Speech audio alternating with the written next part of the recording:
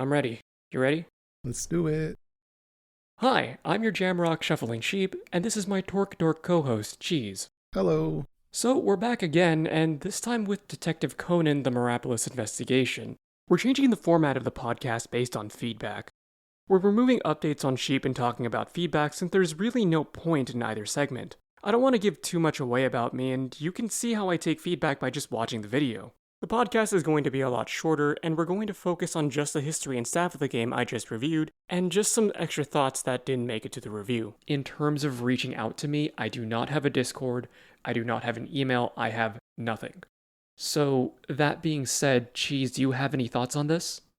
Yeah, it's good to be a little bit secretive about the projects you're working on. Not only to insulate yourself from fans that are too overzealous, but also it gives you plenty of space to do basically whatever you want to do.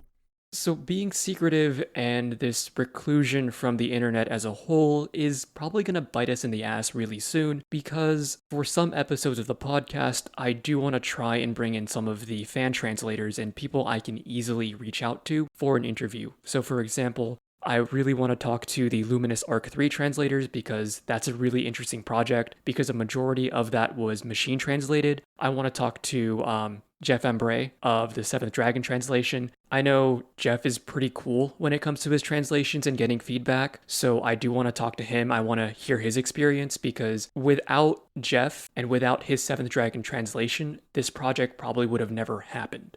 Really, how would you, Cheese, see stepping away from the internet a problem for this?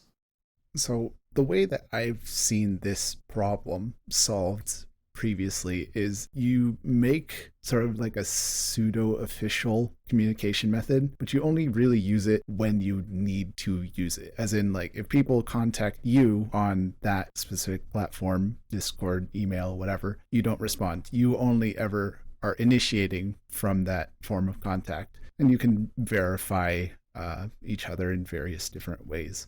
Yeah, that sounds like a good idea. Honestly, if anybody is listening and really does want to come into contact with me, I will talk to you first, and Cheese and I will find a way to verify our identities so that way you know that you're actually talking to Sheep and Cheese.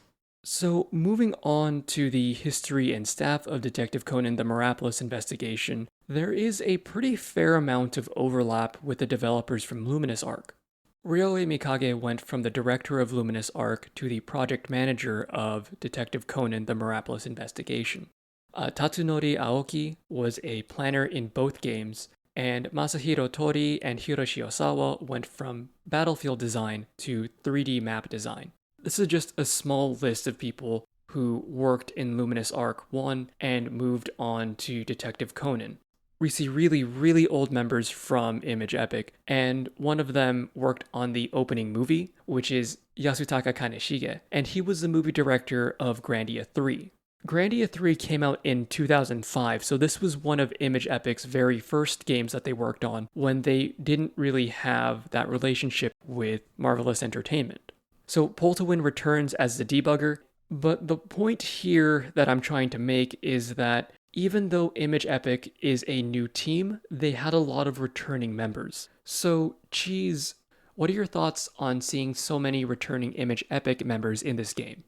Imageepoch's basically a startup at this point in history. They want to get good people and keep those good people because it's good for business and hiring is expensive.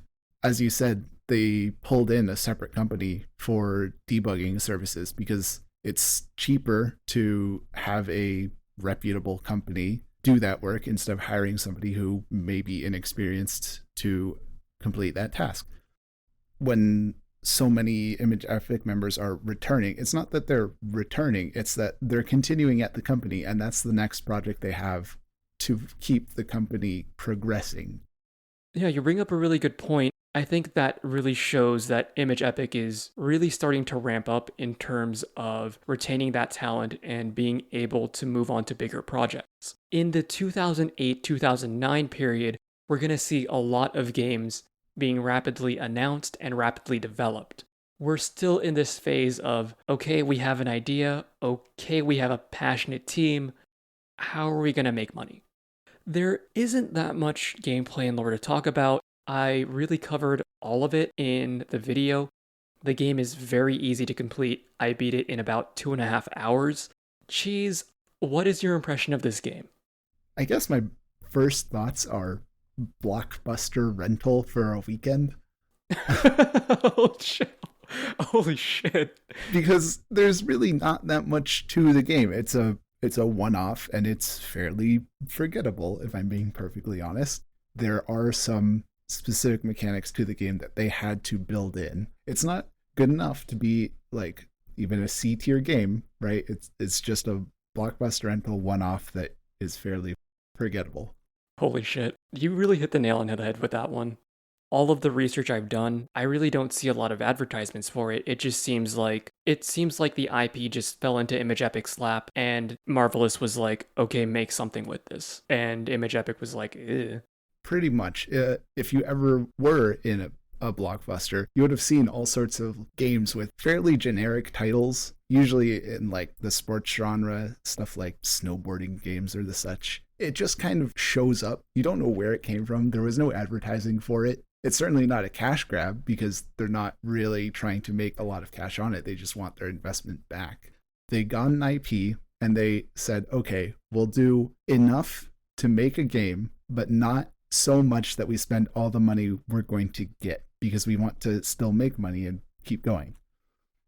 And that brings us to the end of the podcast. There really wasn't much to talk about this episode. Most of Detective Conan the Mirapolis Investigation is presented as is. There was no hype, there was no big event, it just showed up. Like you said, Cheese, this is really a holdover for another game, and we'll see those better games starting with Luminous Arc 2 in the next episode. That's pretty much it for this podcast. Thank you for listening to Cheese and myself, Sheep Out of Character. Please stay tuned for Luminous Arc 2, that should be coming out in a few months. I am trying to get this out by the end of the year because I do want to get started on Sand of Destruction. Cheese, do you have any final words or final thoughts? Be sure to hydrate and don't forget to like, share, and subscribe. Thank you, everyone. See you soon.